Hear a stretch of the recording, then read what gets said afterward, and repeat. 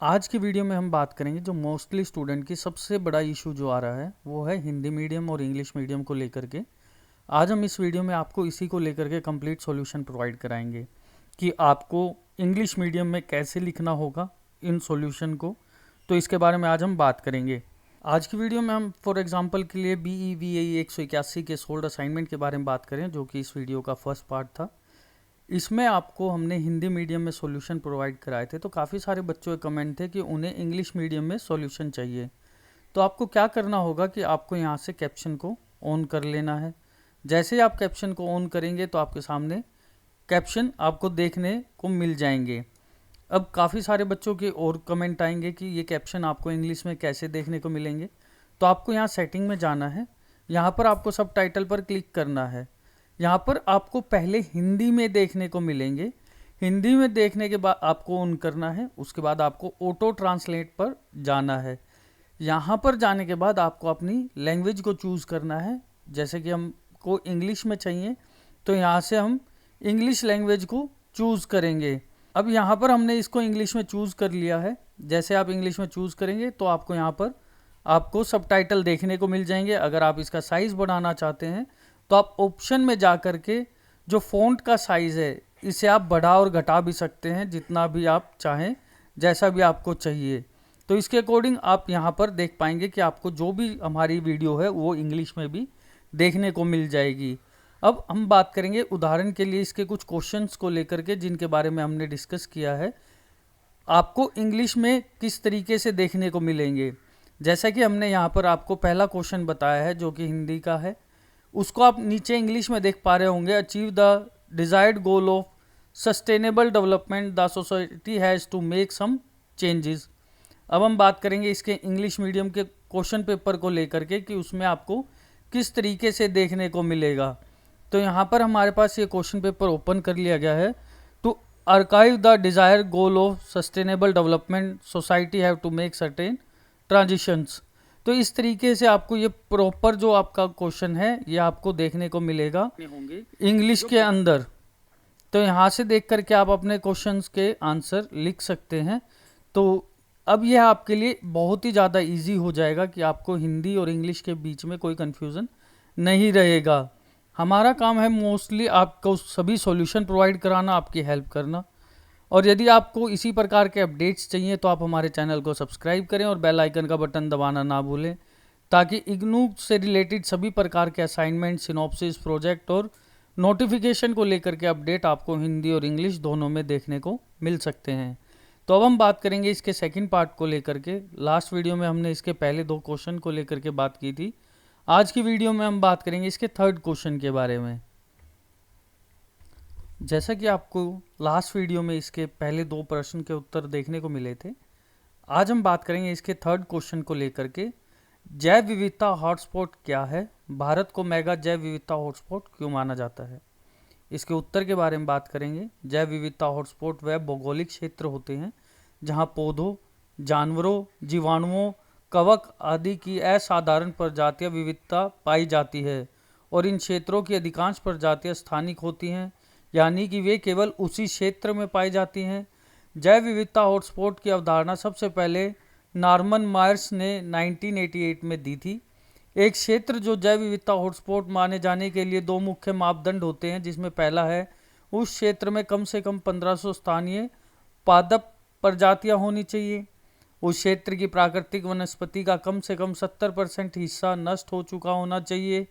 भारत को मेगा जीव विविधता का हॉटस्पॉट इसलिए माना जाता है क्योंकि भारत विश्व के 36वें विविधता हॉटस्पॉट में से चौथा का भाग है। हिमालयन हॉटस्पॉट, इंडो बर्मा क्षेत्र, पश्चिमी घाट और श्रीलंका, सुंदर भूमि और निकोबार द्वीप का समूह हिस्सा। भारत में लगभग 47,000 पादप प्रजातियां और 91,000 पशु प्रजातियां पाई जाती हैं। यहाँ अनेक स्थानीय और संकटग्रस्त प्रजातियां पाई जाती हैं, जैसे कस्तूरी मृग, शेर, एक सींग वाला गैंडा, एशियाई हाथी। भारत की विविधता जलवायु, भौगोलिक संरचना और पारिस्थितिक तंत्र जैसे पहाड़, मूर्थल, वर्षावन, तटीय क्षेत्र जैव विविधता को बढ़ावा देते हैं। भारत की पारंपरिक संस्कृति स्थानीय समुदाय के संरक्षण, प्रवृत्ति और आयुर्वेद जैसी जीवन शैली और जैव विविधता को संरक्षण प्रदान करती है। इस प्रकार भारत न केवल विविध प्रजातियों का घर है बल्कि वैश्विक स्तर पर जैव विविधता संरक्षण में भी महत्वपूर्ण भूमिका निभाता है। तो कुछ इस तरीके से आपको इसका आंसर देखने को मिलेगा। अब हम बात करेंगे इसका जो सेकंड पार्ट है उसको लेकर के, विभिन्न क्षेत्रों में पाए जाने वाले जलीय पारिस्थितिक तंत्र के जैविक रूपों का उपयुक्त उदाहरणों और आरेखों के साथ वर्णन करें, यानी डायग्राम के साथ वर्णन करें। इसके उत्तर के बारे में बात करेंगे। जलीय पारिस्थितिकी तंत्र वो प्राकृतिक वातावरण है जहाँ जल का जीवन का आधार होता है। ये पारिस्थितिक तंत्र मुख्य दो प्रकार के होते हैं, मीठे पानी के और खारे पानी के। हर प्रकार के अलग अलग जीव रूप पाए जाते हैं जो वहाँ के जल, तापमान और पोषक तत्वों के अनुसार अनुकूलित होते हैं। मीठे पानी के जलीय पारिस्थितिक तंत्र, यह पारिस्थितिक तंत्र नदियाँ, झीलें, तालाब, जलाशय आदि पाए जाते हैं। जैवों के उदाहरण प्रोटोजोआ, जल पौधे, मछलियाँ, कीट पतंगे, कछुए, मेंढक। अब आपको इसका एक डायग्राम बनाना होगा जिसे कि हम फ्रेश वाटर इकोसिस्टम बोलते हैं, मीठे पानी की जलाशय या पौंड। तो इस तरीके का आपको डायग्राम इसका बनाना होगा, जैसा कि आप अपनी स्क्रीन पर देख पा रहे होंगे। इस तरीके का आपको डायग्राम इसका बनाना होगा। यह डायग्राम आप हमारी स्क्रीन से देख करके अपने असाइनमेंट के लिए प्रिपेयर कर सकते हैं। तो यह डायग्राम आपको अपना बनाना होगा जिससे कि आपका यह क्वेश्चन कंप्लीट होता है, क्योंकि इसमें आपको पहले ही नोटिफाई कर दिया गया है। इस डायग्राम को आपको वाइट पेपर पर ही बनाना होगा। अब हम बात करेंगे इसके सेकंड पॉइंट को लेकर के, जो कि रहेगा खारे पानी के जलीय पारिस्थितिक तंत्र, यानी यह समुद्र, सागर, खारे जल वाले समुद्री तटों पर पाए जाते हैं। जीवों के उदाहरण कोरल रीफ, मछलियाँ, शंख, समुद्री जीवशाल, डॉल्फिन, समुद्री कछुए और समुद्री पक्षी। तो इसका भी आपको डायग्राम बनाना होगा। तो इसका डायग्राम आपको कुछ इस तरीके का देखने को मिलेगा। यह डायग्राम आप अपनी स्क्रीन से देख करके अपने असाइनमेंट में बना सकते हैं। इसे भी आपको अपने प्लेन पेपर पर बनाना होगा। अब हम बात करेंगे इसके आगे के क्वेश्चन को लेकर के, जो कि रहेगा अतरंग क्षेत्र। यह क्षेत्र समुद्र और तट के बीच का होता है जहाँ ज्वार भाटे के अनुसार जल का स्तर बढ़ता रहता है। जीवों के उदाहरण समुद्री कैब, शंख, सैंडम, समुद्री शैवाल, छोटी मछलियाँ व सूक्ष्म जीव। इसके बाद आपको देखने को मिलेगा इसका निष्कर्ष। जलीय पारिस्थितिकी तंत्र जीवन का समृद्ध स्रोत है। यहाँ विभिन्न प्रकार के जीव एक दूसरे के साथ परस्पर जुड़े होते हैं।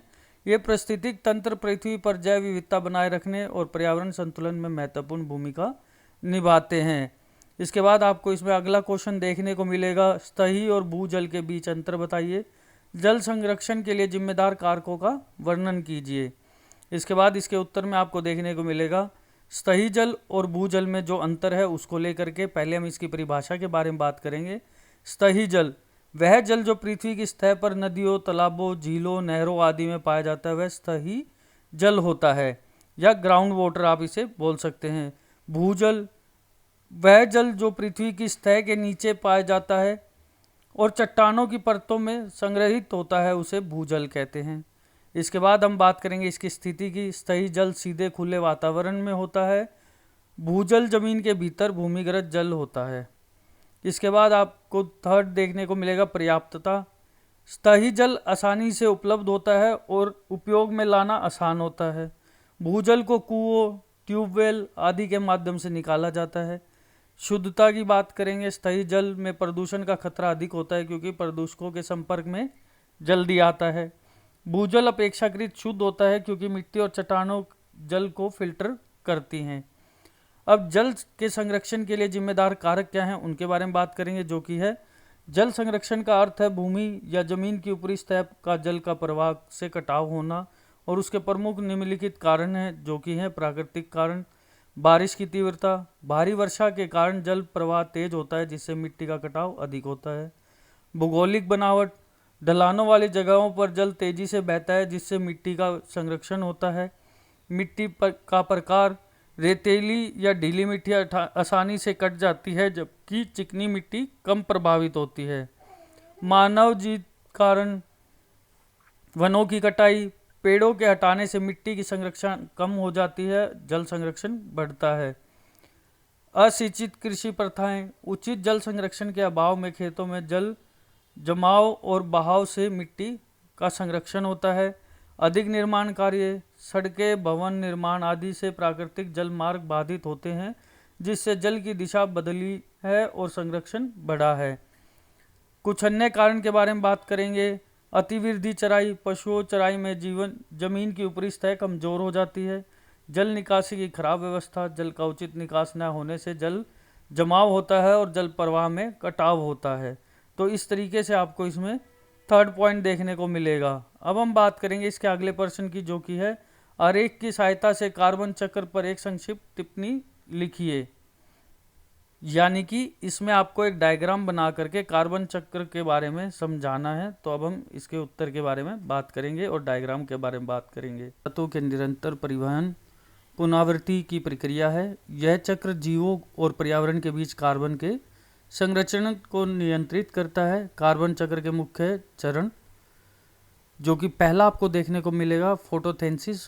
पौधे व कार्बन जीव सूर्य की ऊर्जा से कार्बन डाइऑक्साइड को अवशोषित कर ग्लूकोज में परिवर्तित कर लेते हैं। दूसरा है सांस लेना। जीवित प्रणाली ग्लूकोज को ऊर्जा में बदलकर समय CO2 वायु में छोड़ते हैं। अपघटन, मृतिक जीवों का अपघटन कार्बन यौगिक को मिट्टी में लौटाता है और CO2 उत्सर्जित करता है। इसके बाद आपको फोर्थ पॉइंट देखने को मिला दहन। जीवाश्म ईंधन लकड़ी आदि से जलने से CO2 वायु में मिल जाता है। उसके बाद आपको देखने को मिलेगा समुद्री अवशोषण। महासागर भी CO2 को अवशोषित करते हैं, जिससे समुद्री जीव तक कार्बन पहुंच जाता है। उसके बाद इसका महत्व देखने को मिलेगा। यह चक्र जीवन के लिए आवश्यक कार्बन की उपलब्धता बनाए रखता है। वातावरण में CO2 का संतुलन बनाए रखने में मदद करता है, जो ग्लोबल वार्मिंग को प्रभावित करता है। यह प्राकृतिक संतुलन और पारिस्थितिकी तंत्र की स्थिरता बनाए रखता है। इसके निष्कर्ष के बारे में बात करेंगे। कार्बन चक्र प्राकृतिक ऊर्जा और जीवन के लिए एक महत्वपूर्ण चक्र है, जो कार्बन को विभिन्न रूपों से पृथ्वी पर स्थायी रूप में बनाए रखता है। कुछ इस तरीके से अगर आप इजीली डायग्राम बनाना चाहते हैं तो आप इस तरीके से इसको बना सकते हैं, और यदि आपको इसका प्रॉपर डायग्राम बनाना है तो उसके लिए आपको कुछ इस तरीके का डायग्राम बनाना होगा। इस तरीके से आप इसके कार्बन जो साइकिल का डायग्राम है उसके बारे में आप डिस्क्राइब कर सकते हैं। बेसिकली अगर आप अपने डायग्राम वाले क्वेश्चन में डायग्राम अच्छा बनाते हैं तो उसमें आपको अच्छे मार्क्स अचीव होते हैं। तो ये आपको मैंने दोनों तरीके के डायग्राम दिखा दिए हैं, जिसमें भी आप कंफर्टेबल हो आप उसे बना सकते हैं। यह आपका इजी वे रहेगा, जिसमें आपने वायुमंडल में CO2 दी है, जीव जंतु का सांस लेना इसमें दिखाया गया है। उसके बाद जो पौधे हैं, मृतक पदार्थ हैं, जीवाश्म या ईंधन है, और महासागर का अवशोषण, ये सभी चीज़ें भी इसमें देखने को मिलेंगी। अब हम बात करेंगे अगले प्रश्न को लेकर के। वन अधिकार अधिनियम 2006 भारत में आदिवासियों और वनवासियों की किस तरह की मदद करता है? लगभग 200 शब्दों में उपयुक्त उदाहरणों के साथ समझाइए। इसके उत्तर के बारे में हम बात करेंगे, जो कि रहेगा, इसका आंसर आपको देखने को मिलेगा वन अधिकार अधिनियम 2006 भारत में आदिवासियों और पारंपरिक वनवासियों के अधिकार को मान्यता देता है। यह अधिनियम ऐतिहासिक अन्याय को सुधारने का प्रयास करता है, जो वर्षों से इन समुदाय के साथ हुआ। इसके कुछ इंपॉर्टेंट पॉइंट हैं। मुख्य बिंदु के बारे में बात करेंगे। भूमि का अधिकार। यह अधिनियम आदिवासियों को उनके ज़मीन पर अधिकार देता है, जिससे वह पीढ़ियों से खेती कर रहे हैं या रह रहे हैं, भले ही उनके पास कोई दस्तावेज ना हो। उसके बाद आपको सेकंड पॉइंट देखने को मिलेगा, जंगल उत्पादों पर अधिकार। वे अब तेंदूपत्ता, महुआ, शहद, बांस आदि जैसे लघु वन उत्पादों को इकट्ठा करने और बेचने के लिए स्वतंत्र हैं। उसके बाद आपको देखने को मिलेगा सांस्कृतिक अधिकार। यह अधिनियम धार्मिक और सांस्कृतिक स्थलों जैसे देव स्थलों की रक्षा का अधिकार भी देता है, जो जंगलों में स्थित हैं। इसके बाद आपको देखने को मिलेगा फोर्थ पॉइंट, जो कि रहेगा समुदाय आधारित अधिकार। ग्राम सभा को यह तय करने का अधिकार दिया गया है कि कौन पारंपरिक वनवासी है और किसे अधिकार दिया जाए। उदाहरण के बारे में बात करेंगे। छत्तीसगढ़ में कई गांवों को इस अधिनियम के तहत भूमि के पट्टे मिले हैं, जिससे वहां के आदिवासियों का आजीविका सुरक्षित हुई है। ओडिशा के न्यायगढ़ जिले में एक ग्राम सभा ने अपने जंगलों का संरक्षण खुद अपने स्तर पर शुरू किया, जिससे वन और आजीविका दोनों को फायदा हुआ। इसके निष्कर्ष के बारे में बात करेंगे। वन अधिकार अधिनियम 2006 ने आदिवासियों को न केवल भूमि का कानून अधिकार दिया है, बल्कि उन्हें अपने संसाधनों का प्रबंध करने में का आत्मसम्मान और अधिकार भी प्रदान किया है। तो कुछ इस तरीके से आपको इसमें क्वेश्चन नंबर 4 देखने को मिलेगा। अब हम बात करेंगे इसके प्रश्न नंबर 5 को लेकर के, जो कि रहेगा भारत में गैर परंपरागत ऊर्जा संसाधनों की स्थिति का आलोचनात्मक मूल्यांकन कीजिए लगभग 200 शब्दों में और उपयुक्त उदाहरण के साथ। इसके उत्तर के बात करेंगे, जो कि रहेगा गैर परंपरागत ऊर्जा स्रोत संसाधन जैसे सौर ऊर्जा, पवन ऊर्जा, बायोमास और जल विद्युत भारत में तेजी से विकसित हो रहे हैं। ये संसाधन पर्यावरण के लिए सुरक्षित हैं और भविष्य की ऊर्जा आवश्यकताओं को पूरा करने में सहायक हैं। इसके जो मुख्य बिंदु हैं वह रहेंगे सौर ऊर्जा। भारत विश्व का तीसरा सबसे और बड़ा और सौर ऊर्जा उत्पादक देश है।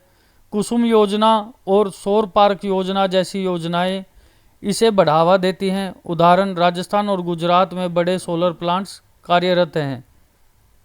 दूसरा पॉइंट आपको देखने को मिलेगा पवन ऊर्जा।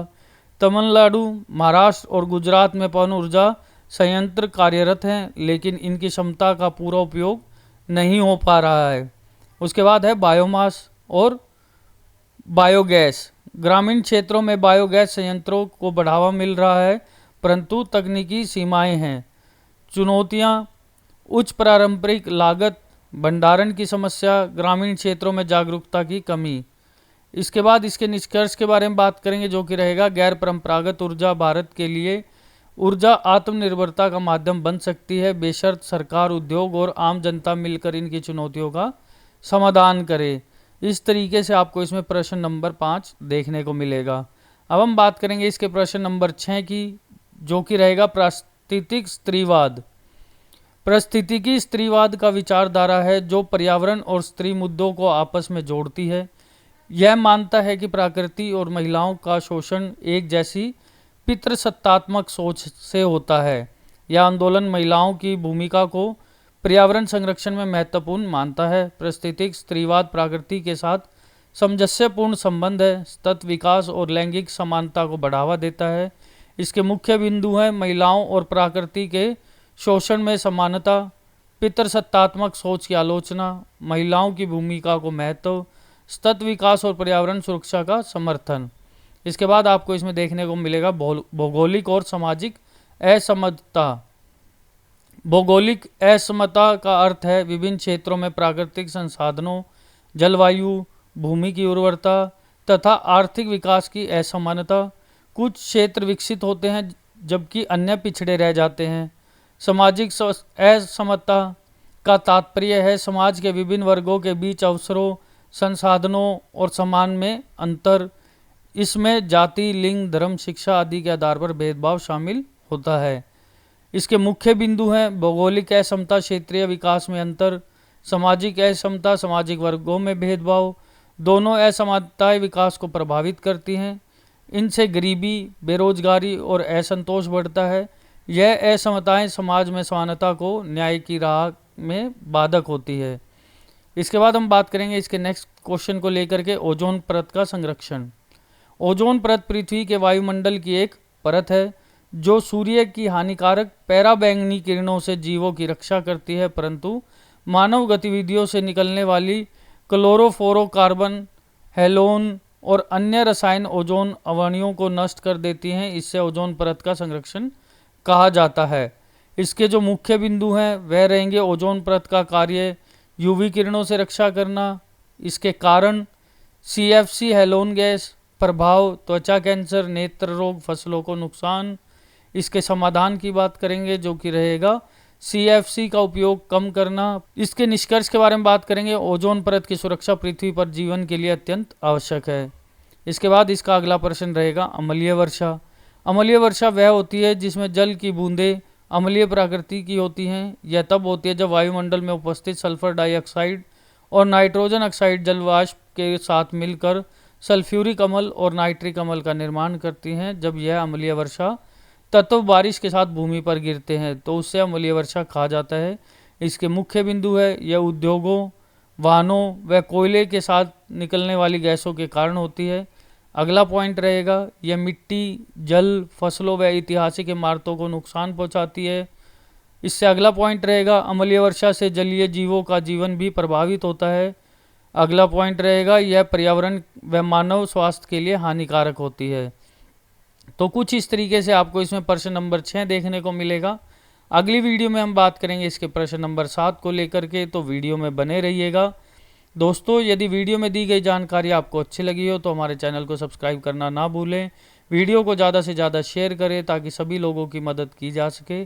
वीडियो में अंत तक बने रहने के लिए आपका बहुत बहुत धन्यवाद।